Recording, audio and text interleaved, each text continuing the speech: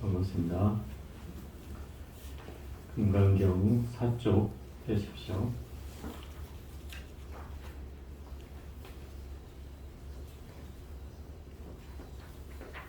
그 5장하고 6장을 같이 읽고 시작하겠습니다.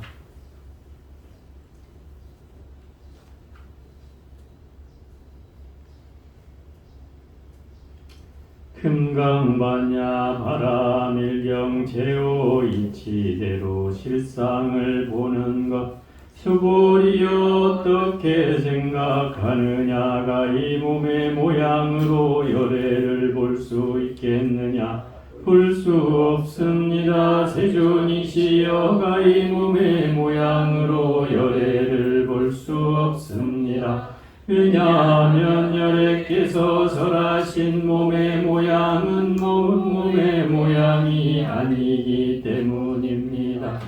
부처님께서 수보리에게 이르셨습니다. 물은 모든 상은 다 어망하니 만약 모든 상과 비상을 본다면 본열애를 보리라. 제육 바른 믿음은 이유하다. 수보리가 부처님께 여쭈었습니다. 세존이시여 많은 중생이 이와 같은 말씀을 듣고 진실한 믿음을 내겠습니까? 부처님께서 수보리에게 이르셨습니다. 그런 말 하지 말라. 열애가 열반에 든 뒤후 500세에도 개를 지키고 복덕을 닦는 이가 있어 이 글귀에 믿음을 내고 이것을 진실하다 여길 것이니라. 이 사람은 한 부처님, 두 부처님, 서너 다섯 부처님께만 선근을 심은 것이 아니라 이미 한량없는 전만 부처님 저소에서 모든 선근을 심었으므로 이 글귀를 듣고 잠시라도 정정한 믿음을 내리라. 수보리여 열애는 이 모든 중생이 이와 같이 한량없는 복덕을 얻음을 다 알고 보느니라. 왜냐하면 이 모든 중생은 다시는 하상, 인상, 중생상, 수자상이 없으며 법상도 없고 비법상도 없기 때문이니라. 만약 이 모든 중생이 마음의 상을 취하면 고다인 중생수자에 집착하는 것이고 법상을 취해도 아인 중생수자에 집착하는 것이며 비법상을 취해도 아인 중생수자에 집착하는 것이므로 법을 취하지 말며 비법도 취하지 말지니라. 이런 까닭으로 열애가 항상 말했노라. 그대 비구들이여 내 설법은 뗏목과 같은 줄 알아라. 법도 버려야 학은을 하물며 비법이겠는가. 자, 오늘 제 5장하고 6장을 할 차례인데요. 또 여러분의 기억을 또 되살려줘야 이게 또 진행을 할 수 있겠죠. 어쨌든 3장에서는 부처님이 마음을 어떻게 다스려야 되냐고 물었을 때 모든 중생의 종류를 다 제도한다는 마음을 일으켜야 된다. 그러나 제도를 하되 제도한다는 생각을 내지 마라. 상을 내지 마라. 그랬어요. 그러니까 이 얘기는 내가 했어도 한 바가 없다고 여겨야 된다 이 말이에요. 그렇게 이제 대승종종문에서는 얘기했고, 그래서 보살은 이 사상을 가지고 있지 않은 걸 보살이라고 하기 때문에 그런 상을 내는 것은 바로 보살이 아니다 얘기를 했고, 4장에서는 묘행무주분인데 이곳은 이제 소위 말하면 무상을 채로하고 무주를 종으로 삼는다고 그랬어요. 무상이라는 건 상을 다 없애는 걸 말하고, 또 무주라는 거 어디에도 머물러 있지 않은 것을 본질로 삼는데, 이것을 어떻게 실천할 거냐라고 하면 그걸 묘행을 해라 그러는 거예요. 묘행이라는 게 뭐냐? 상대에게 어떤 사람에게나 베풀되 베풀매 있어서 상을 갖지 말고 베풀어라. 이걸 무주상보시라고 해요. 무주상보시. 이게 5번째 장에 나오는 내용이에요. 그 무주상보시의 핵심은 뭐냐면 이것도 똑같아요. 내가 상대에게 준다는 생각을 가져서도 안 되고 받는다는 생각을 가져서도 안 돼요. 이게 상이라는 거죠. 이게. 그러면 줄 때 어떻게 줘야 된다는 거예요. 주는 바 없이 주라는 거예요. 준다는 생각을 일으키는 순간 무슨 생각을 하게 돼요. 아, 저 사람이 이걸 받으면 좋아할까 말까. 그죠? 이 물건이 또 혹시 또 이걸 내가 너무 부담스러워하면 어떻게 하지? 또 아니면 너무 작아서 또 너무 초라하다 그러면 어떻게 하지? 이런 생각을 일으키게 되잖아요. 누구라도. 그런 상념을 갖지 말라는 거예요. 그러니까 베풀 때는 이것은 저 사람한테 그냥 주는 거예요. 주는데 문제는 여기에다 대고 내가 생각을 갖거나 저 사람이 생각을 갖는 순간 이 무주상보시가 깨진다 이 말인 거죠. 그래서 이걸 묘행이라고 해요. 하는 바 없이 행하기 때문에 묘행이라고 한다 이 말.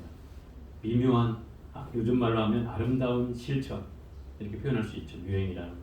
이것이 이 금강경의 실천을 어떻게 해야 될 것인가를 얘기하려면 바로 이 대목이 이 5장이 바로 그걸 얘기하고 있는 것이다 라고 하는 거예요.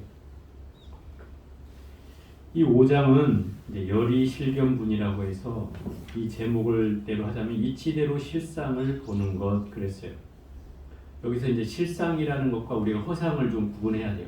그래야지 이 개념이 이해가 되는데 실상이라는 건 뭐냐면 보이지 않는 거예요. 실상.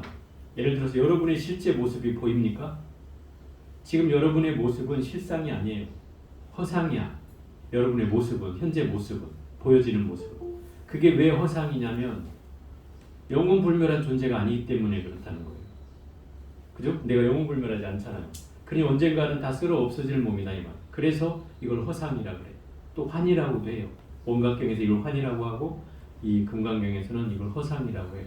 그 얘기는 무슨 얘기냐면 영원불멸한 존재가 아니기 때문에 여기에 우리가 집착하는 순간 여러 가지로 어긋나는 거죠. 그게 다 깨진다는 거예요. 그래서 그걸 허상으로 알아야 된다는 거죠. 첫째가. 그리고 또 나의 실상은 내 허상과 함께 존재는 하지만 없는 건 아니에요. 실상이. 나의 실상이 있어요. 그런데 보여지진 않잖아요. 드러나지 않고 손으로 만져지지도 않고 그죠? 나의 실제 모습은 그렇지 않다 이 말. 그러니까 결국 이 실상을 본다는 것은 나에게 뭐가 없어야 실상을 보겠어요? 나에게 집착이 없어야 되는 거예요. 상이 없어야 되겠죠. 그래야 이 실상을 여실하게 볼 수가 있어요. 상은 뭐냐면 예를 들어 이런 거 제가 늘 비유를 드는데 아마 여러분 초신반 때도 이 얘기를 했을 거예요. 사물의 실체가 나한테 다가올 때 우리는 전부 다 어떤 생각을 하게 되냐면 설사 사람이라 하더라도 경전에는 이런 표현이 나와요. 길을 걷다가 한 사람이 새끼줄을 이렇게 꼬여진 걸 보고 놀라서 자빠졌다 이 말이에요. 그럼 이 사람은 이 새끼줄을 뭘로 본 거예요? 뱀으로 본 거단 말이에요. 그죠? 이 사람이 뱀이라는 기억을 가지고 있지 않았다면 그걸 놀랄 일이 없죠. 따져보면 반대로 생각해보면 그런 거예요. 그죠? 만약 이 사람이 뱀을 본 적이 없다면 예를 들어 2살 먹은 아이를 여기다 갖다 놔봐요. 실제 뱀이 있어도 어떻게 할까요? 손으로 잡아버리겠죠. 무서운 줄을 모르니까. 그죠? 그런데 이 사람은 이미 기억 속에 내가 뱀을 봤던 기억이 있었던 거죠.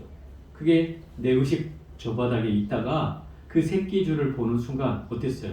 갑자기 뱀이 떠오른 거죠. 그럼 실상은 새끼줄인데 내가 뱀으로 착각한 거죠. 이게. 왜 착각한 거예요? 나의 선입견이 발휘된 거다 이 말이에요. 이렇게 비슷하게 생긴 것은 뱀이다. 나는 이 선입견이 있으니까 그 비슷한 모양만 봐도 그걸 뱀이라고 느낀 거예요. 그럼 여기에는 내가 무서움이 있었다는 거죠. 공포감이 있었기 때문에 이 새끼줄을 제대로 못 볼 수밖에 없는 그런 나의 한계가 있었던 거예요. 이런 것을 우리는 착각하는 이유라고 해요. 우리가 착각하게 되는 이 이유가 바로 여기에서 벌어져요. 예를 들어서 여러분들이 누가 무슨 말을 하면 내가 가지고 있는 선입견을 가지고 있으면 그 얘기가 그 사람이 말하는 의도가 아닌데도 내가 그것을 내 식으로 받아들이게 되죠. 그죠? 이게 내 식으로 받아들이게 돼 있어요. 그래서 이렇게 내가 얘기를 하면 상대가 나는 그렇게 얘기 안 했는데 라고 얘기하면 이제 그게 또 싸움이 되거나 오해가 되거나 그때는 문제가 되는 거죠. 그죠? 이게 원인이에요. 이게 사실은. 서로가 서로를 잘 못 보는 거죠. 근데 왜 못 보게 되냐면 이게 우리의 선험적인 경험과 기억 속에 다 사람마다 자기 경험과 기억이 다르단 말이에요. 그죠? 다 똑같지는 않단 말이에요. 그러니까 그 기억 속에 가지고 있는 걸 가지고 껴맞추니까 결국 다 누구나 다를 수밖에 없는 거예요. 똑같은 걸 보고도 그렇다 이 말이에요. 그러니 결국 이런 현상들이 우리에게는 늘 끊임없이 반복되기 때문에 실상을 본다는 것은 여기에서 착각하지 않고 그 새끼줄의 이면을 보는 거예요. 아, 새끼줄이 바로 허상이구나 라는 걸 보면 그게 실상을 보는 거예요. 따져보면. 그런데 우리는 그 새끼줄을 보면서 그냥 새끼줄이라고만 알아도 그래도 그것은 나쁜 견해는 아니에요. 그런 걸 정견이라고 해요. 정견. 팔정도에 말하는 정견. 그러니까 있는 그대로의 모습으로 다른 집착 없이 이걸 뱀이라고 착각하지 않고 다른 걸 갖다 붙이지 않고 그냥 새끼줄로만 보는 것. 이것만 해도 우리는 많은 상이 없어진 거예요. 그렇게만 볼 수 있다는 거. 이게 깨달음을 얻는 사실은 방법이에요. 그러려면 나한테 뭐가 없어져야 된다는 거예요. 나에게 경험되어 있는 선험적인 지식과 그 다음에 뭐 선입견, 고정관념 이런 것들이 내 안에 쌓여 있을 거 아니에요. 여태껏 훈숙되어 왔던, 내가 열심히 배워왔던, 열심히 또 개념지어 왔던, 뭐 지식을 쌓아왔던 이런 것들이 나한테 축적되어 있다가 이것이 뭐를 보는 순간 계기를 만나서 딱 떠오르게 되니까 사실 이 기억들이 있는 한 내가 사물을 있는 그대로 보기가 쉽지 않게 돼 있다. 우리 의식 구조 자체가. 우리 그렇게 훈숙돼 있어요. 배워왔고 그렇게. 그러니까 이런 과정으로 보게 되니까 자꾸 착각을 하게 되고 오해를 하게 되고 자꾸 뭔가 불협화음이 생기고 또 뭐 갈등이 생기고 하는 이유다 이 말이에요. 그러니 이것을 딱 떠올리게 될 때 이걸 알아차려야 된다 이 말이죠. 아, 이게 나의 선입견으로 또 보고 있구나라는 사실을 내가 알아야 된다는 거예요. 그래야지 이 사물을 어떻게 있는 그대로 볼 수 있어지는 거죠. 이것만 해도 우리가 실상에 훨씬 가까이 가는 방법이다 이 말이에요. 근데 여기서 수보리한테 이제 부처님이 묻는 거죠.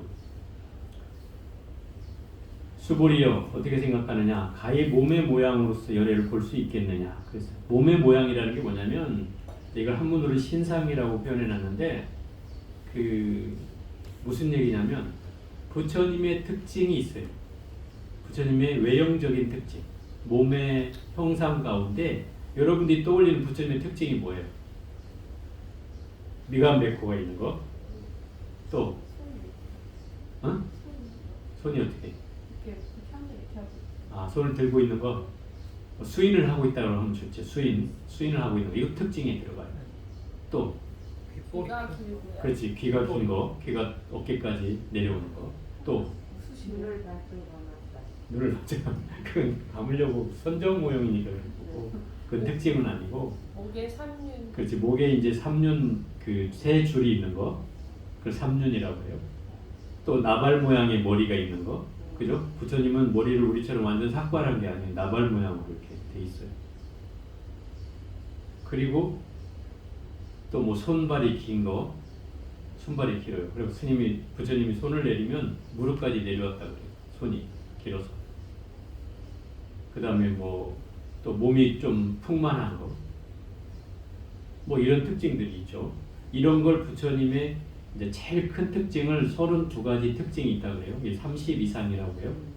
32가지의 큰 특징이 있고 또 세부적인 특징이 80종호가 있어요.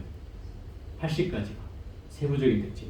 이 세부적인 특징은 뭐 피부가 곱고 그 다음에 뭐 손발에 갈퀴가 있고 그 다음에 발바닥에 뭐 그 법륜 마크가 새겨져 있고 뭐 하여튼 그런 손톱이 뭐 희고 뭐 이렇게 길고 하는 이런 그 세부적인 특징들을 열거한 걸 80종호라고 해요. 그래서 이 두 가지를 합쳐서 상호라고 하는 거예요. 상호. 상호라고 하면 부처님 얼굴만을 가리키는 말은 아니에요.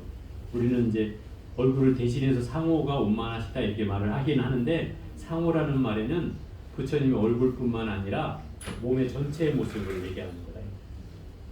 그러니까 상호가 잘 갖추어지셨다 이렇게 표현하는 말은 나쁜 말이 아니거든요. 훨씬 좋은 말인데 그 말은 얼굴뿐만 아니라 부처님의 32가지와 80가지 특징들이 잘 갖추어져 있다.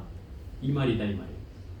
그러니까 그 몸의 모양이라는 것은 바로 그걸 말하는 것이다 이 말이에요. 30 이상의 큰 특징을 갖는 그런 부처님의 형상이 갖춰져 있다면 그를 열애라고 할 수 있겠느냐 이렇게 물은 거예요. 말은 틀리진 않죠. 그죠? 말은 틀리진 않죠. 그런데 볼 수 없습니다. 그런단 말이에요. 왜? 가히 몸의 모양으로 열애를 볼 수 없습니다. 이렇게 얘기했어요. 왜냐하면 열애께서 설하신 몸의 모양은 몸의 모양이 아니기 때문입니다. 이 말은 무슨 말이에요? 몸의 모양이 아니라고 얘기잖아요. 그럼 몸의 모양이라는 게 절대적인 것이 아니라는 뜻이죠. 왜냐하면 이걸 또 상기해야 돼요. 부처님 당시에 부처님이 태어났을 때 시달다 태자로 태어났을 때 이 아버지 정관왕이 이 아들을 아시타 선인이라는 예언가에게 보여준단 말이에요. 우리 이 시달다 태자가 장차 어떤 사람이 될 것인가 예언가한테 물어보는 거죠. 예언가 그 시달다 태자의 얼굴을 보면서 어린아이였을 때 얼굴을 보면서 눈물을 흘린다. 아시타 선인 막 눈물을 흘려요. 갑자기 이 정관왕이 당황해가지고 아들이 좋은 일이 있을 거라고 생각을 했는데 눈물을 흘리니까 혹시 안 좋은 일인가 싶어서 걱정하는 말로 이제 물어본단 말이에요. 아니 왜 자녀는 왜 우는가? 뭐 잘못될 일이라도 있나? 그게 아니라 이 태자 시달다 태자는 장차 이 대륙을 진리의 힘으로 통일하는 전륜 성왕이 되거나 아니면 깨달음을 얻는 부처님이 될 것입니다. 이렇게 예언한단 말이에요. 근데 이 정관왕이 뒤에 말은 안 들려. 부처님이 된다는 말은 안 들리고 훌륭한 전륜 성왕이 된다는 말에 꽂혀가지고 너무나 막 마음이 환희심이 일어나는 거죠. 그러니까 그때부터 막 이 태자에게 별의별 교육을 다 시켜요. 왕으로서 받아야 될 뭐 심지어 막 우리가 얘기하는 뭐 천문, 지리, 뭐 과학, 뭐 무술 뭐 해가지고 안 시키는 게 없어요. 왕 수업을 다 시키는 거죠. 그럼 부처님 굉장히 총명했어요. 그리고 지식적으로도 뭐 훌륭했지만 무술로서도 엄청나게 잘했다고 얘기를 해요. 그 정도로 훌륭했단 말이에요. 그런데 그 전륜성왕이라고 하는 사람은 부처님이 아니고 왕으로서 이상적인 군주를 말한다 이 말이에요. 실제 존재하는 건 아닌데 우리가 그 황제로서 제일 훌륭한 황제라고 하면 무력으로 통일하지 않고 진리의 힘으로 통일한 왕을 제일 훌륭하다고 여긴다 그 말. 그걸 전륜성왕이라고 해요. 그러니까 부처님이 그런 전륜성왕이 되거나 아니면 부처님이 된다는 말은 황제로 했어도 진리로서 세상을 다스리는 아주 이상적인 군주가 될 것이고 또 깨달음을 얻는다고 해도 깨달음으로써 최상의 깨달음을 얻는 부처님이 될 것이다 라는 두 가지 이상적인 수행자와 이상적인 군주를 이제 이 아시타 선인은 얘기한 것이고 여물을 흘린 이유는 그 상황을 내가 볼 수 없고 그걸 못 보고 죽게 되기 때문에 그래서 안타까이 여기서 이제 울게 되는 거죠. 여기서 말하는 이 몸의 모양이 다 갖춰졌다고 해서 부처님이라고 할 수 없는 것은 전륜성왕도 똑같은 모양을 하고 있기 때문에 꼭 부처님만이라고 지칭할 수는 없단 말이에요. 그러니 몸의 모양으로서만 열애를 볼 수 없다는 말은 이해가 되죠. 그 몸의 모양은 또 형상이잖아요. 형상 있는 것은 뭐라고 했어요? 실제로 유한한 것이고 이것이 허상이라고 했잖아요. 그죠? 허상이니까 그 허상을 가지고 부처님이라고 한다면 이건 잘못된 거죠. 왜? 부처님의 모습은 그 상에 있지 않고 깨달음을 얻은 그 내면에 실상에 있다는 거죠. 그러니 이 몸의 모양으로서 열애를 본다는 말은 잘못된 거죠. 그래서 몸의 모양은 몸의 모양이 아닙니다 하는 것은 결국 몸의 모양이라는 것은 실상이 아니므로 그것을 몸의 모양이라고 실제로 할 수가 없다. 이게 그래서 A는 A가 아니다. 이게 금강경의 논리라고 했잖아요. 그러니까 몸의 모양은 몸의 모양이 아니고 다만 여기다 붙인다면 하나가 빠졌는데 이제 범어본에는 이게 나와 있는 부분도 있어요. 몸의 모양은 몸의 모양이 아니라 이름을 몸의 모양이라 할 뿐이다. 이 말이 이제 들어가면 더 정확한 논리가 되죠. 그냥 이름이라고 할 뿐이다. 무심은 무심이 아니라 무심이라고 불릴 뿐이다. 그거죠. 그게 더 정확한 표현이잖아요. 여러분들한테도. 왜? 나는 허상이니까 실제 모습이라고 할 수 없잖아요. 수보리에게 이르셨습니다. 무릇 모든 상은 다 허망하니 만약 모든 상과 비상을 본다면 곧 열애를 보리라. 이 말은 이제 저희가 그 쓰는 육부개송에 나오는 말인데 제일 삭국이죠. 근데 이 말에는 이제 제가 해석을 좀 달리 했는데 원래 해석에는 모든 상은 상이 아님을 보면 모든 상이 상이 아님을 보면 열애를 보리라. 이렇게 돼 있어요. 보통 해석에는. 그럼 모든 상이 상이 아님을 보면은 어떤 얘기예요? 지금 앞에서 한 말이나 다른 말이 아니죠. 몸의 모양은 몸의 모양이 아니니라. 아니기 때문에 이름하여 몸의 모양이라 할 뿐이다 이랬잖아요. 그런 것처럼 모든 상은 상이 아니다. 말이 되죠? 원래 뜻은 그랬어요. 그렇게 했는데 제가 이걸 두 개를 모든 상과 비상을 본다면 이렇게 해놓은 것은 범어 원전에는 이렇게 나와요. 해석 자체가. 그래서 원전의 내용을 내가 좀 취해서 다른 해석을 지금 가미를 했다 이 말이에요.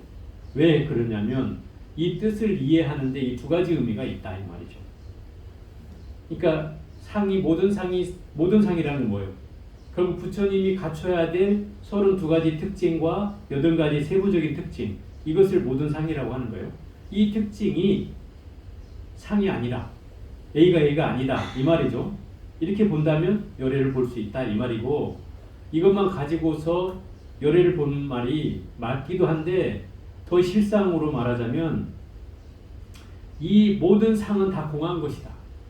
허상이다 이 말이에요. 모든 상이다. 모든 상이 다 허상이다. 그러면 상이 아닌 건 허상이 아니냐? 상이 아닌 것도 허상이다. 응? 모든 상도 다 공하고 상이 아닌 것도 공하다. 상이 아닌 거라는 건 뭐예요? 상이 아닌 걸로 이루어진 것들. 예를 들어서 여기서 말하는 뭡니까? 몸의 모양만이 아니라 예를 들어서 다른, 그러니까 몸이 아닌 것으로서 표현되는 것들이 있잖아요. 예를 들어서 마음이라고 하든지, 그죠? 눈에 보이지 않는 것들. 몸이 아닌 건 형상이 아닌 거니까 마음이라든지 생각이라든지 일으켜지는 것들. 그죠? 이걸 비법이라고 한다면 이 비법도 또한 공해요, 아닌 공해요? 공한 거죠. 그죠? 그러니까 이 모든 상도 공하고 이 비법상도 공하다 이 말이에요. 그래서 이 두 가지를 함께 공하다는 사실로 이게 둘이 아닌 걸로 봐야만이 그래야 열애를 볼 수 있다. 이 말인 거죠. 이 말이 훨씬 더 설득력이 있잖아요. 그러니까 내가 알고 있는 부처님의 형상으로만 열애를 본다면 이것은 이미 잘못된 거다. 그죠? 왜냐하면 제 모든 형상은, 부처님의 형상은 그 공하기 때문에 그것이 실제로 상이라고 하는 것만으로 얘기한다면 이건 여기에 상이 생긴 거다. 집착이 생긴 거다. 그렇기 때문에 그러면 또 비법상만 가지고 얘기할 거냐? 근데 이 비법상만 얘기한다면 이건 보이지 않는 것만 갖고 얘기하는 것이니 이것만 가지고 열애를 얘기한다면 그러면 실제 열애의 모습은 없는 건 아니지 않느냐? 그러니 이것도 또 맞지 않다. 그래서 이 두 가지가 함께 다 공해져야, 함께 다 허상인 줄 알아야 그래야 열애를 보는 것이다. 이 말이죠. 이해가 돼요? 두 개가 분리가 돼야 된다 이 말이에요. 분리가. 그것을 말하는 거예요. 예를 들어서 이런 거예요. 우리의 소위 말하면 중생이라고 하는 이름을 불린다든지 할 때 예를 들어서 나에게는 몸과 마음을 갖춘 걸 나라고 한다. 그죠? 나라는 존재를 얘기할 때 몸과 마음을 갖춘 사람을 나라고 한다. 몸뚱아리는 현재 내가 보여지는 이 형체로 나타나는 것이 내 몸뚱아리인데 이 몸뚱아리는 뭘로 이루어졌어요? 지수화풍 4대로 됐다 그랬잖아요. 그럼 지수화풍 4대로 흐트러버리면 나란 존재는, 몸의 존재는 사라지죠? 그러면 내 마음이란 존재는 수상행식으로 이루어졌다고 그랬어요. 내가 그걸 받아들이고 떠올리고 그것을 생각을, 과거의 기억을 가져와서 뭔가 판단해내는 마음 과정에 이렇게 되어 있어요. 그러면 수상행식이 나의 마음이라면 어떤 걸 진짜 마음이라고 할 거냐는 거예요. 수도 아니고 상도 아니고 행도 아니고 식도 아니라 이 말이죠. 왜? 이것들은 다 마음이라고 불리는 조각들일 뿐이지 이것이 실상은 아니라는 거예요. 그러니 그걸 흐트러버리면 마음이란 존재도 공한 거죠. 이것도 허망한 거예요. 그러니 몸도 공하고 마음도 공해지면 나란 실상은 나란 허상은 사라지고 이제 실상만이 남는다 이 말이에요. 근데 그 실상은 눈에 보이는 게 아니기 때문에 그것도 또한 공하다 이 말인 거죠. 근데 그 개념을 이해해야 돼요. 그것이 열애를 보는 일이다 이 말인 거죠.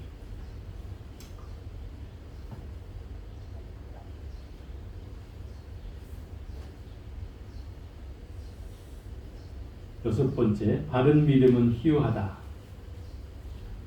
정신 희유군이에요. 바른 믿음은 희유하다는 말은 바른 믿음을 가진 사람들이 드물다. 희유하다는 말은 그런 뜻이에요. 드물어서 일어난 적이 없고 본 적이 없는 일을 주로 희유하다고 얘기해요. 그러면 바른 믿음을 갖는 사람이 드물다라고 하는 말은 무슨 얘기냐면 이 제목이 시사하는 바는 그거예요. 이 금강경이 설해진 이유가 주로 수보리에게 부처님과 수보리가 문답을 하고 있지만 실상은 수보리가 걱정하는 것은 뭐예요? 지금 이 시대에 이 금강경을 듣고 있는 사람들을 걱정하는 게 아니고 후대에 신심도 없고 또 뭔가 척박한 거 부처님도 안 계신 그런 환경에서 이런 부처님 말씀을 듣고도 이 어려운 법문을 이해할 수 있는 사람이 있겠느냐 이걸 질문하는 대목이에요. 그리고 그것을 그러니 말세에는 이런 바른 믿음을 믿는 사람들이 희유하다는 뜻이에요. 이게 그때 부처님 당시에 당연히 이게 희유할 일은 없는데 왜 부처님 그때 제자들이 수없이 많은 제자들이 부처님 가르침을 듣고 믿고 했었으니까 그것은 뭐 거기서 희유하다고 할 수는 없는데 후대의 중생들은 이 부처님도 안 계시고 이 가르침이 또 금강경이 때 얘기하는 소리가 뭘 없다 아니다 막 이런 얘기들이 주로 이루어지니 이 중생들은 이걸 듣고 쉽게 믿음을 일으킬 수 있겠느냐 이런 질문을 하는 요지다 이 말이에요. 수보리가 부처님께 여쭈었습니다. 세존이시여 많은 중생이 이와 같은 이런 모든 상과 비상을 본다면 열애를 보리라 하는 모든 상이 다 허망하니 그랬잖아요. 모든 상이 다 허망한 것을 보고 상과 비상을 본다면 열애를 보리라 그랬는데 이런 말을 듣고 진실한 믿음을 내겠습니까? 진실한 믿음이라는 것은 그 말에 대해서 확신을 가지고 내가 이 가르침이 정말 실다운 믿음을 가져서 내가 이것을 물러서지 않고 이 가르침을 믿고 실천해 갈 수 있는 그런 가르침이냐 이 말인 거죠. 그러니까 부처님께서 수보리에게 이르셨습니다. 이건 이제 의심을 하고 묻는 질문인 거죠. 그런 말 하지 마라. 열애가 내가 열반이 된 뒤에 돌아가시고 난 뒤에 열반이라면 돌아가시고 난 뒤에 후 500세에도 여기서 후 500세라는 말은 어떤 말이냐면 잘 들어야 되는데요. 부처님이 돌아가시고 나서 500년씩을 끊어서 한 시대를 만들어 놨어요. 부처님이. 그래서 정법, 상법, 말법 시대라고 그래가지고 이걸 세 가지 단계로 나눠놨는데 첫 번째 500년을 해탈 경고 시대다. 그래서 1,500세라고 그래요. 제1,500세. 그게 해탈 경고 시대. 부처님 돌아가시고 난 이후에 500년 동안은 모든 제자들이 부처님 가르침을 듣고 깨달음을 얻는 사람들이 그나마 있던 시대. 그래 해탈이 무너지지 않았던 견고한 시대다. 그래서 해탈 경고 시대.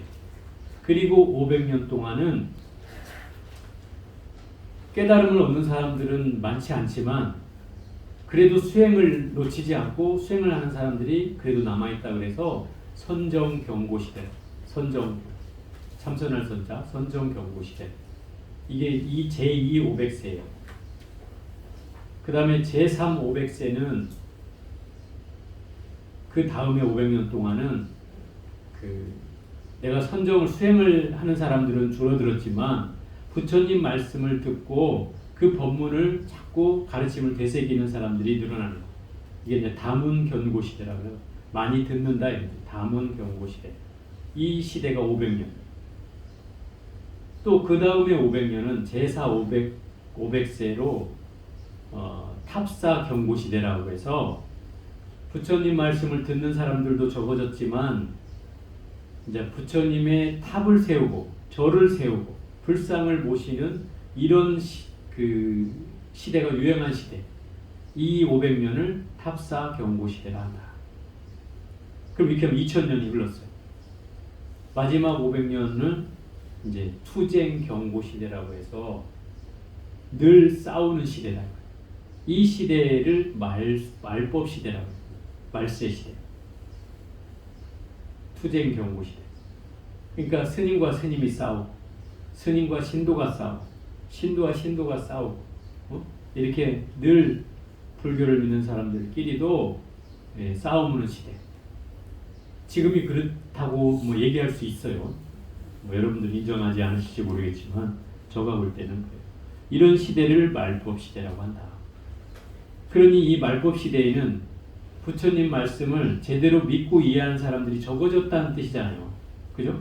그러니 이 후 500세라는 것은 이 투쟁 경고 시대를 말한다.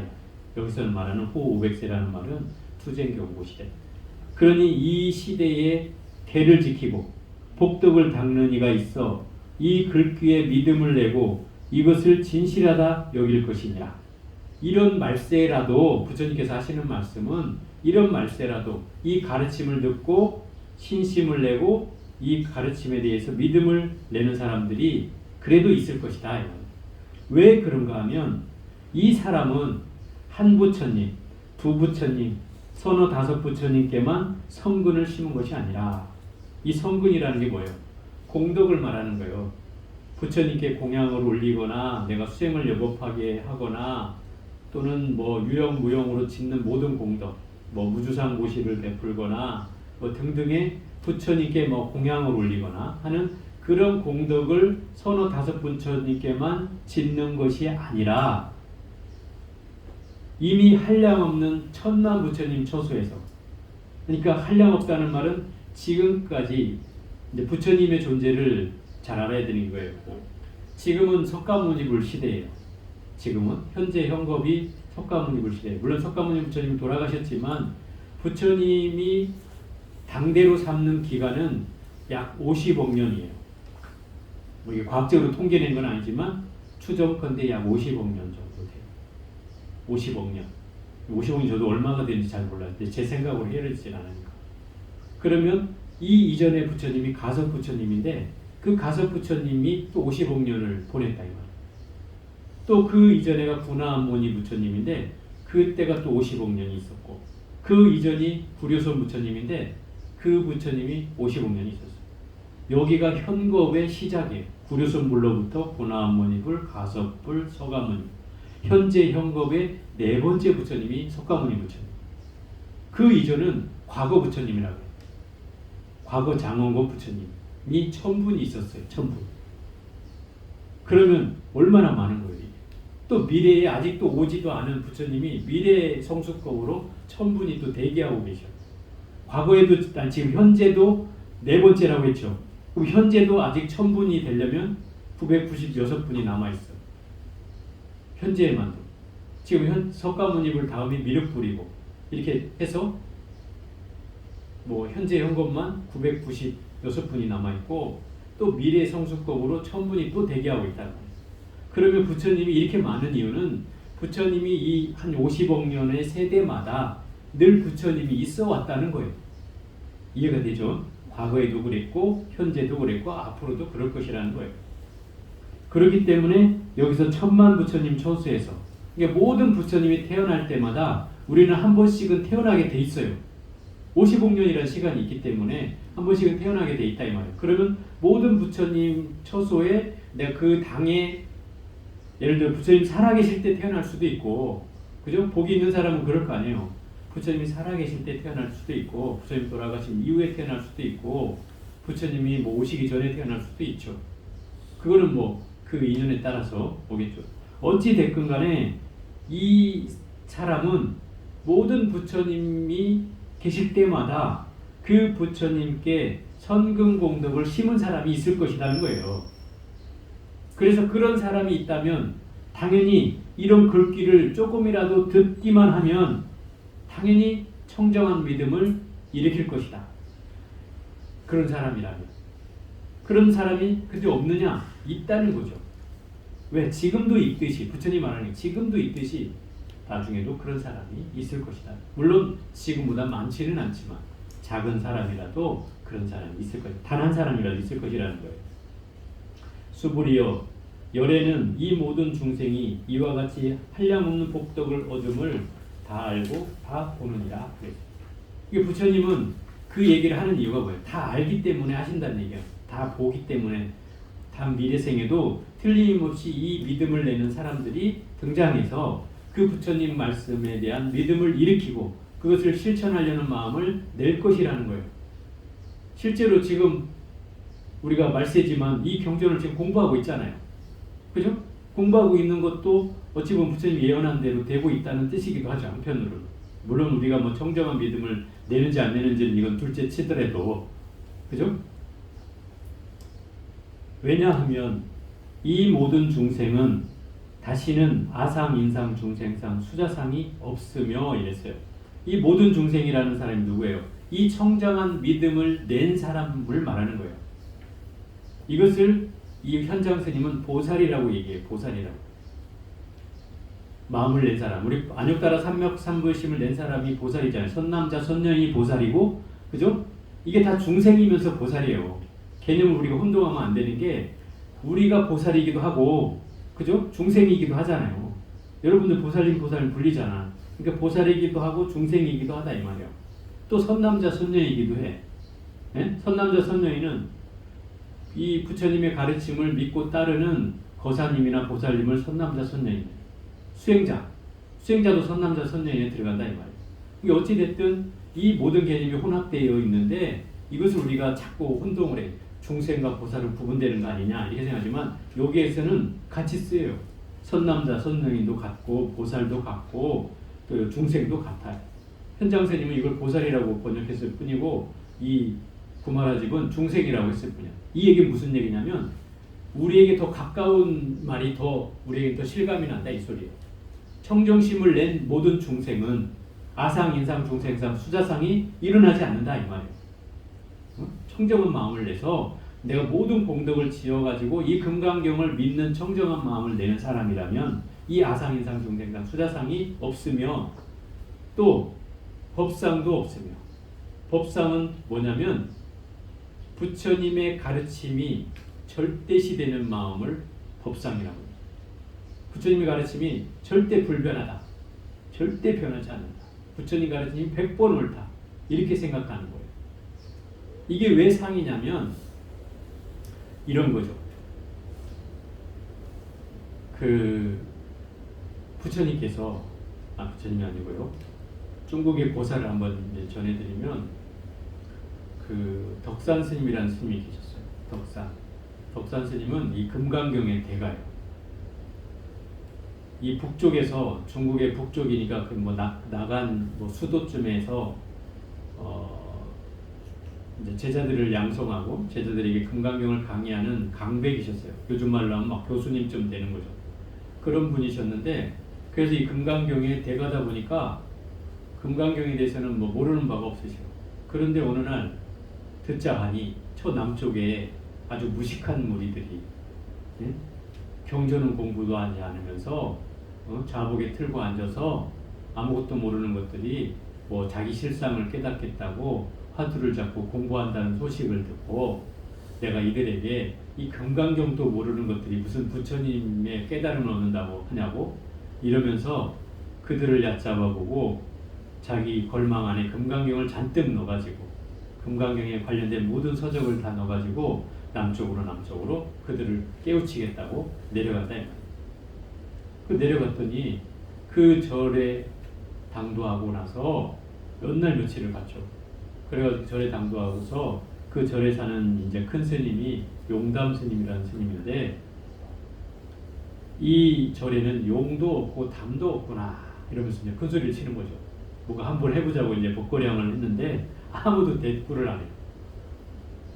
더 큰 소리를 한 3번을 부르고 나니까 그 시자가 나와서 이 스님을 객실로 안배한다. 절에는 원래 객실이라고 있어요. 이제 스님들이 오시면, 모르는 스님 오시면 그 객실로 원래 안내를 하게 돼 있어요. 이렇게 객실로 안내를 해서 거기에 머무르게 하고, 이제 공양 시간에 공양을 이제 드시라고 공양 대접하고 나서 스님이 이제 밤늦게 손님이 오셔서 그러니 손님 보내고 나서 부르신답니다. 네, 기다리는데 밤이 늦도록 안 부르는 거죠. 한밤중이 되어서야 자기를 불렀어요. 그 밤중에 가서 한두 시간 얘기하다 보니 벌써 이제 잘 시간이 되니까 이제 이 스님이 가서 주무시고 내일 보자 한다.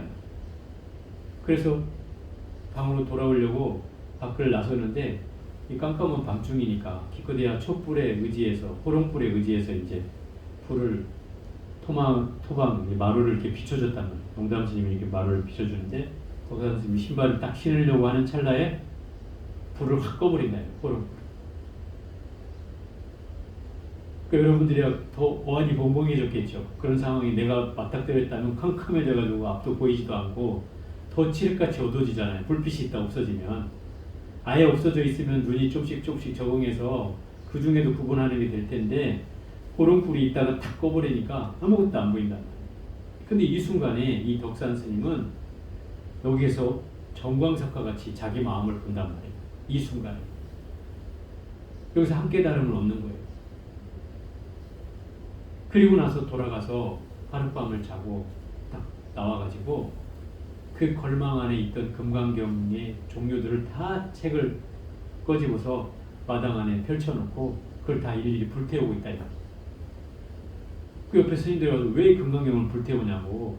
아, 당신 안 보면 다른 사람 주면 되지. 이러니까 그게 아니라 내가 어제 저 큰 스님을 뵙고 이런 일을 당하고 보니 내가 이 깨달음을 한 수씩을 하고 보니까 이 경전에 의미가 없더라. 그래서 이 경전을 다 불태워버리는 것이다 라고 하는 거예요. 그러면서 그 스님한테 찾아가서 저를 삼배하고 그 스님한테 새로운 제자가 된다. 그리고 인가를 받았고 거기서. 그래서 이 스님이 훗날에 아주 유명한 덕산방 임재알이라고, 이 스님은 몽둥이로서 대중을 제접했다고 해서 덕산방이라고 알려진 스님이에요. 제가 맨날 어쩔 때 비유드릴 때마다 한 얘기가 있어요. 일러라 하고, 뭐 말해도 30방이요 말을 안 해도 30방이니라. 여러분 이렇게 뻥 하고 있으면 가서 30방 맞는 거예요. 이제. 그냥 가서 패는 거예요. 사정없이 패요. 그럼 안 맞으려면 어떻게 해야 되겠어요? 뭐라도 해야 돼. 근데 말해도 30방이라고 했으니 말을 않고서 뭔가를 해야 된다 이 말이에요. 그렇게 안 하면 이제 맞는 거죠. 어찌됐든 이 스님이 깨달음을 얻고 나서 이 금강경을 태운 도리가, 물론 금강경을 태워서 된 건 아니지만 태운 도리가 바로 이 법에 대한 상을 얘기하는 것이다 이 말이에요. 예를 들어서 이 뒤에 이제 뗏목의 비유가 나오는데, 이 뗏목의 비유를 제가 미리 설명하면 이 암경에 번류경이라는 경전에 나오는 비유예요. 이게 그걸 그대로 옮겨왔어요. 암경에 나오는 게. 부처님이 어떤 나그네가 길을 걷다가 건너편에, 강 건너편에 있는 땅을 보니까 거기가 유토피아야. 요즘 말로 하면 이상향. 야, 저기 가면 내가 훨씬 좋은 곳에 갈 것 같고, 저기 가면 깨달음을 얻을 수 있을 것 같고, 뭔가 내 마음이 달라질 것 같아. 그래서 이곳에서 저곳을 가고 싶어요. 근데 가고 싶은데 갈 수단이 없어요. 아무것도 없어요. 그래서 방법을 강구한 게 주변에 있는 나무를 잘라가지고 나무를 껍질을 벗겨서 껍질로 줄을 만들고 나무를 잘라서 통나무를 엮어가지고 뗏목을 만든다. 그리고 나무를 뾰족하게 깎아서 이제 나무를 짚고 그 강을 건너간다 이 말이죠. 강을 건너가고 보니까 자기가 너무나 신통하기도, 또 이 뗏목이 너무나 고마워. 그래서 이 뗏목을 치고 산을 올라가는 거예요. 이것을 법상이라고 한다 이 말이에요. 법상. 왜 이런 비유를 들었냐면 마치 이런 거죠. 중생의 세계에서 부처의 세계로, 깨달음의 세계로 나아갔다면, 내가 깨달음을 얻었다면 굳이 이 깨달음이, 그 깨달음을 얻은 그 내용이, 예를 들어 부처님 가르침이 더 이상 필요해요 안 해요? 깨달음 없고 나면 더 이상 부처님 말씀이 필요하지 않죠. 네. 그러면 이 가르침을 필요한 사람에게 주면 될 일이지. 그죠? 내가 그것을 고맙다고 이고지고 할 필요는 없다는 거예요. 이걸 법상이라고 한다 이 말이에요. 법에 대해서 내가 막 이것이 나를 깨달음을 줬으니 너무나 고마우니 내가 이것을 정말 죽을 때까지 내가 간직하고 있겠어. 이런 생각이 바로 법상이다 이 말이에요. 그러니 깨달음을 얻었으면 마치 이 뗏목이 고맙다고 지고 갈 수 없듯이 내가 강을 건넜으면 강을 건너기 위해서 필요한 사람에게 그 놔두고 그 강을 메워두는 게 상례지, 그죠? 내가 이걸 깨달음을 얻었는데 고맙다고 이 지고 가는 어리석은 범했어야 되겠냐 이 말이죠. 그러니 이 법상이라는 건 바로 그걸 말하는 거다. 진리에 대해서 내가 깨달음을 얻었으면 이 진리는 필요한 사람의 것이지 내 것이 아니다. 그럼 그걸 내려놔야 된다 이 말입니다. 그 집착도 없애야지 그게 법상을 내려놓는 것이 된다 이 말인 거예요. 그래서 법상도 없고 법에 대한 상의 집착도 없어진다는 거죠. 또한 비법상도 없기 때문이라. 여기서 비법상이라고 하는 것은 무슨 뜻이냐면 그 가르침이 아닌 것. 그러니까 법상이 아닌 것이 비법상이죠. 법상이 아닌 것이 뭐냐면 예를 들어서 부처님 가르침에 맞지 않는 것. 예를 들어 삿된 도를 행하거나 또는 나라고 하는 견해가 있다고 하거나 사람이라는 견해가 있다고 하거나 또는 중생이라는 견해에 빠지거나 또는 수자견에 빠지거나 이런 사상의 견해에 빠지는 모습을 비법상이라 한다 이 말이에요. 법상이 아닌 거니까. 그러면 그런 법상도 없지만 비법상도 당연히 없어야 되는 거잖아요. 그죠? 그래서 이 청정심을 낸 수많은 공덕을 지어서 청정심을 낸 이 모든 중생은 다시는 아상인상 중생상 수자상이 없으며 법상도 없고 하물며 비법상도 없다. 이 말인 거죠. 만약에 이 모든 중생이 마음에 상을 집착한다면 상을 취하면 곧 아인 중생 수자에 집착하는 것이고 그렇죠? 상에 집착한다면 당연히 아상인상 중생상 수자상을 못 벗어난 거니 거기에 집착한 것이고 또 법상을 집착해도 부처님의 진리에 대한 것에 집착해도 아상인상 중생상 수자상에 집착하는 것이 되며 또 비법상을 집착해도 아인 중생 수자에 집착하는 것이므로 법을 취하지도 말고 비법도 취하지 말지니라. 이 둘에도 걸리지 말라는 거죠. 법에도 걸리지 말아야 하는데 하물며 비법에야 걸렸어야 되겠나 이 말이죠.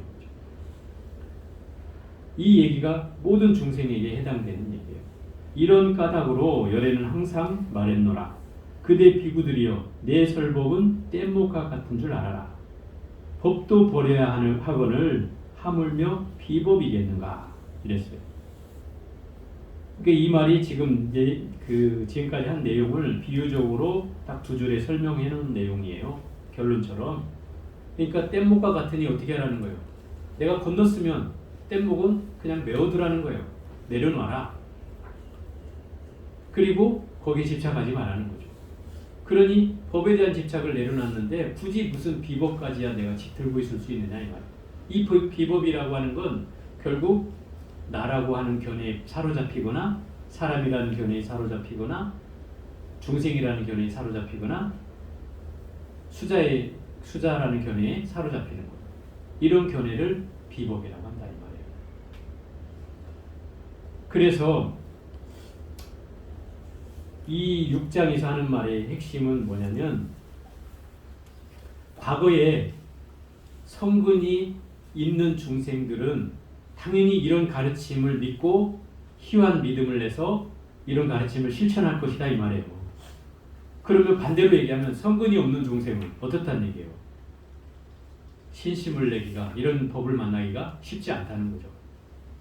그렇지 않아요. 결론적으로는 그런 거예요. 그러니 여러분들이 아마 이 경전을 듣고 공부하는 사람이라면 제가 생각할 건데는 분명히 천만 부처님은 아니라 하더라도 과거 생에 무수한 부처님을 만날 때마다 공덕을 지은 바는 있을 것이다. 그렇지 않겠어요? 그러니까 이렇게 만나서 공부를 하게 되는 거죠. 좋은 성공 공덕을 지은 인연이 있다는 거죠. 여러분들이 만약에 여러분들이 정말 천만 부처님 초세에 다 그랬다면 이제 뭐까지 없겠어요? 이 아상이상 중생상까지 다 없애고 깨달음까지 얻겠죠. 그렇다면. 네? 근데 그렇게까지는 아니라고 보여지는 것은 아직 깨달음을 얻지 못했기 때문에 그렇게 보여진다 이 말인 거고. 그래서 이 그 5장에서 하는 말이나 6장에서 하는 말은 이제 연결지어서 얘기해 보면 우리가 첫 번째로 알아야 될 것은 모든 상은 다 허망하다는 거예요. 우리에게 보여지거나 만져지거나 눈에 보여지는 형상이 있는 것들은 다 허망한 거예요. 그래서 어떤 사람이 이 얘기를 하니까 불교는 왜 허망한 얘기만 해요? 이렇게 얘기하는데 허망한 것이 결코 허망한 것이 아닌 것이 있어요. 뭐냐면 허망하다고 하는 것은 이런 거예요. 모든 형상이 있는 것들이 허망하다는 것은 그 형상이 영원불멸하지 않기 때문에 허망하다는 것이고, 그죠? 또 내가 눈으로 보여지는 대상에 대해서 어떤 집착을 일으키는 것을 가지고 진리라고 할 수는 없잖아요. 그래서 그게 허망한 거예요. 왜? 사라지고 마니까. 또 거기에 내가 아무리 집착했던들 그것이 내가 있으라고 한다고 있어져요? 아니면 나한테 내가 가지려고 한다고 가져져요? 아니잖아요. 안 되잖아요. 이게 생각으로는 될지 모르지만 정작 내 것이 될 수도 없는데도 그것을 우리는 욕심을 내고 또 시비를 하고 좋다 나쁘다 하고 취사선택을 하는 그런 경계가 일어나잖아요. 이런 괴로움이 일어날 뿐이니까 그걸 허망한 줄 알면 이런 괴로움으로부터는 벗어날 수가 있다는 거죠. 그죠? 그래서 첫째로 알아야 되는 게 그 허망한 줄을 알아야 된다는 거예요. 그 허망함이란 결코 실상이 아닌 거예요. 실상을 우리가 보지 못하기 때문에 모든 형상들은 다 허망한 거예요. 그래서 허상이라고 제가 얘기하는 거예요. 그래서 그 실상이 됐든 허상이 됐든 그런 경계에 우리가 걸리지 않는 마음이 있어야 바로 이 경계로부터 열애를 보는 마음이 생겨나는 거예요. 이것도 공하고 저것도 공하다는 거예요. 그렇다고 어떤 사람이 이 얘기하면 너무 허무하다 이렇게 얘기해요. 맨 불교는 없다고만 하고 다 허망하다고만 하고 다 아니라고만 한다 이 말이죠. 근데 사실 이 말은 뭐냐면 더 정확하게 말하면 실상을 정확하게 표현하기 위해서 하는 말들이라는 거예요. 이 표현들이 실상을 표현하자니 실상은 눈에 보이지 않잖아요. 눈에 보이지 않는 걸 표현하려니 자꾸 이 형상을 부정함으로 해서, 그죠? 형상이 있는 것들을 부정함으로 해서 그 실상을 드러내게 하는 논리가 있다는 거예요. 그래서 A는 A가 아니다. 다만 그게 이름일 뿐이다라고 얘기하는 이유가 바로 거기에 있어요. 그 실상을 드러내기 위해서 그렇다 이 말이에요. 그래서 아까 지금 얘기했잖아요. 이 덕산 스님이 불을 확 꺼버렸을 때 자기 마음을 봤다 그랬어요. 마음을 어떻게 봐요? 컴컴한데.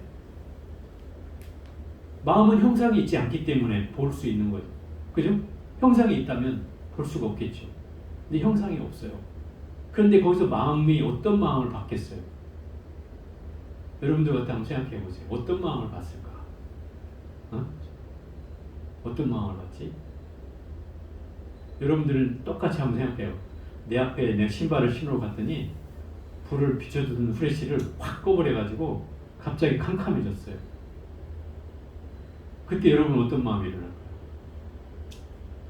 당황할까요?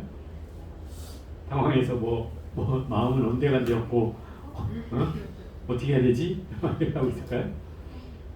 근데 이 독산 스님은 무슨 얘기예요? 이 마음을 봤다는 얘기는 이 사람이 그래도 내 마음을 공부하고 있었던 거예요. 강백이었어도 그 마음을 추스리고 있었다는 거죠. 마치 산매에 들듯이 늘 마음이라는 놈을 이거 어떻게 하면 이 마음을 볼 수 있을까 하고 있었다는 거예요. 그 순간에 그 마음이 보였다는 거죠. 그 순간. 이게 그냥 가만히 있는데 뿅 하고 마음이 보여지는 게 아니다 이 말이에요. 일념이 되거나 번뇌가 사라지거나 이런 경계가 와야 그 마음이 보이는 거예요. 아주 내 마음이 텅 비어지거나 이런 경계가 와야 돼요. 그래야지 이 마음이 보이는 거예요. 어떻게 보이겠어요? 마음이 움직이거든. 그때 내가 고요해지는. 그래서 아는 거예요. 이것은 말을 할수록 또 어려워질 것 같은데 예를 들어서 한번 이렇게 비유를 해볼게요.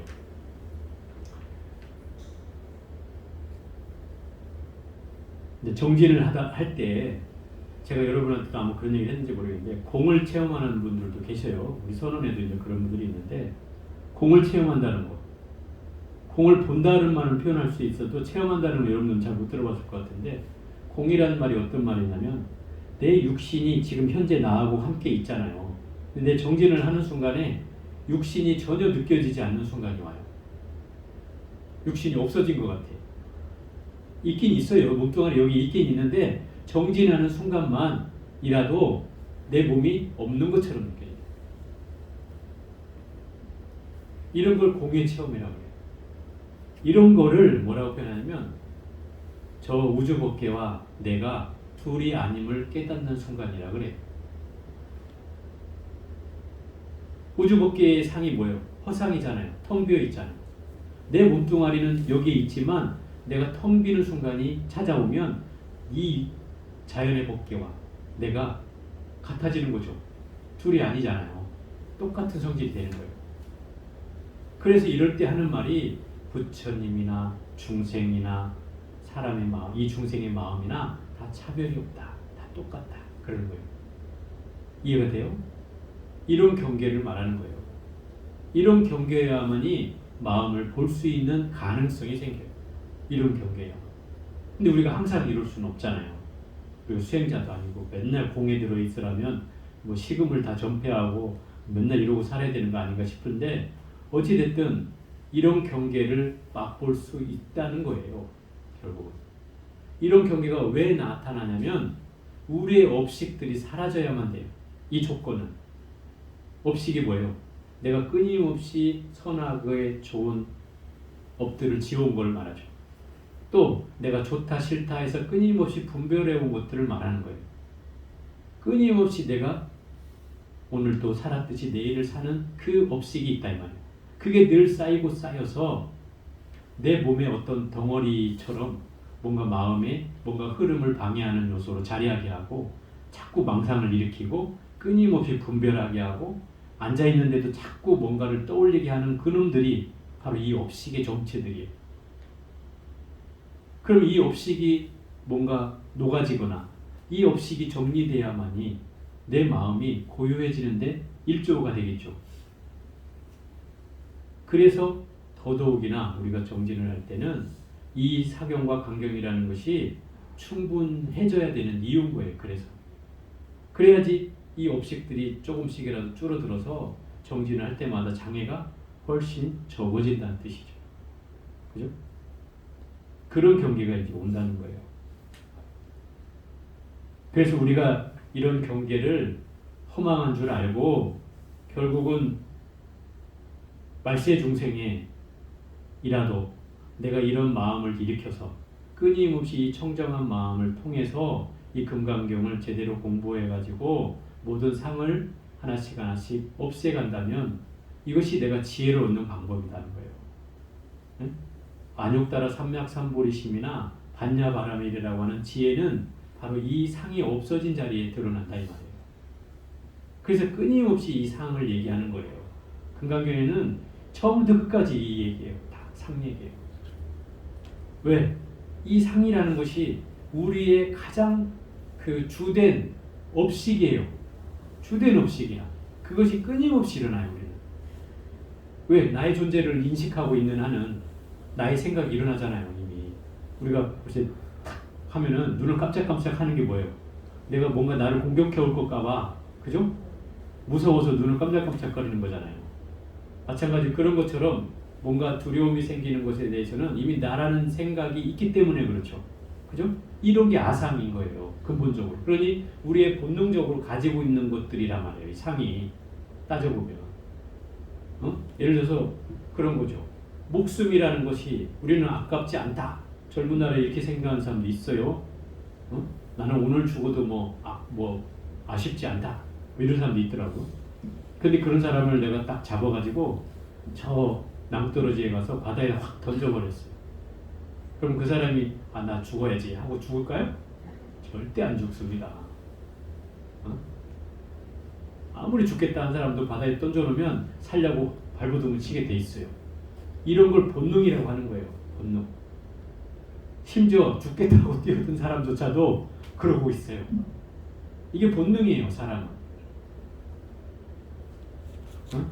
제가 어떤 사람 얘기를 들었는데 죽으려고 어디 강물에 탁 뛰어들었는데 똥 냄새가 나대. 그래서 막 헤엄차고 나왔대.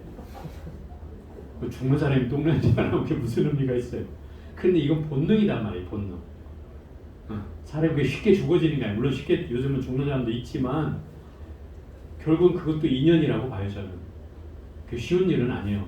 없었던 인연이 있는 사람이 죽는 것은 쉬운 일이 아니에요. 과거에 죽었던 사람이 죽는 건 쉬워요. 그 업식이 있기 때문에. 제가 볼 때는 죽는 사람들의 업은 과거에도 그랬던 적이 저는 있다고 봐요. 어찌됐든 결국 그렇단 말이에요. 그러니 우리가 이 본능이라는 것을 한꺼번에 없앤다는 건 쉽지 않은 일이죠. 그죠? 그래서 이 상을 여실하게 알아야 되는 거예요. 첫째가. 이게 허상인 줄 알아야 된다 이 말이에요. 또 내가 여기에 집착하고 있는 줄 알아야 하고 그래야만이 이 상으로부터 벗어날 수 있는 거예요. 이것이 되지 않으면 절대 우리는 상을 벗어날 수가 없어요. 너무 어려운 일이에요. 이렇게 보면. 그러니 이 부처님께서 이 금강경에 처음부터 끝까지 이 아상인상 중생간 수자상을 제일 많이 얘기하고 있는 부분이다. 오로지 이 금강경에서만 이 얘기를 해요. 금강경에서. 왜? 지혜를 얻는 방법은 여기서는 반야바라밀경이잖아요. 금강 반야바라밀경. 그죠? 그 반야바라밀을 얻는 것이 바로 이 상에 달려 있다는 거예요. 이 상을 떨쳐내면 상에 집착이 없으면 바로 반야바라밀이 나한테 온다는 거예요. 말할 게 없어진다는 거죠. 그러니까 결국 이 상이 요체인 거예요. 이 상을 떨쳐버리는 게. 그래서 종이 무상을 종으로 한다라는 게 상을 없애는 게 종인 거죠. 바로 이 금강경의 핵심이라는 뜻이에요. 그러니 우리가 이것을 100번을 얘기해도 이게 아쉬운 얘기가 아니다 이 말이에요. 또 지겨운 얘기가 아니다 이 말이에요. 답답한 얘기가 아니에요. 계속 이것을 들을 때마다 내가 자각하고 또 깨닫고 자각하고 깨닫고를 계속 해나가야 된다는 거예요. 그렇게 해도 이 집착이 떨어질까 말까예요. 우리의 집착이 그만큼 굳건하거든요. 이 집착을 떨치는 일이. 그래서 여러분들이 설사 제가 계속 반복하더라도 지겹다고 생각하지 마시고 잘 들어주시기 바랍니다. 오늘은 여기까지 해볼게요.